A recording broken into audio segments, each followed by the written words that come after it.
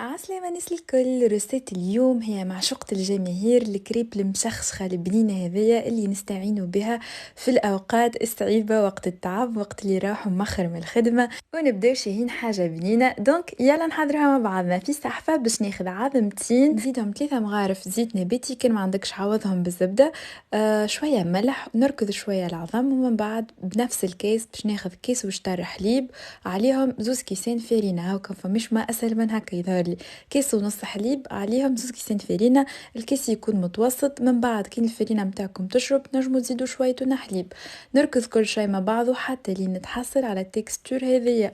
بالنسبة للكمية أنا بيسك استعملت كيس كبير، راي حضرت لي تبارك الله بريسك 7 كعبات، دونك تنجموا نتوما تاخذوا كيس ما أصغر وتعملوا كونتيتي ما أقل. فوالا من بعد باش ناخذ المقلة متاعي نعملها شوية بالزبدة ونطيب كعبة الكريب. نجموا تخليو كعبة الكريب على النار، تحطوا فيها العظم والغارنيتور الكل، تسكروها وتطيبوها مرة واحدة، وإلا تطيبوهم كعيبات ناقصين الطيب، ومن بعد ترجعوا تحطوا فيهم الغارنيتور اللي تحبوا عليها وتطيبوهم كيف ما عملت أنا. حطيت هريسة وجبن وطن، وتنجم تكون النتيجة كين حاجة مشخشخة وبنينة كيف ما قاعدين تشوفوا فيها بالضبط، ما نحكي لكمش على البنة.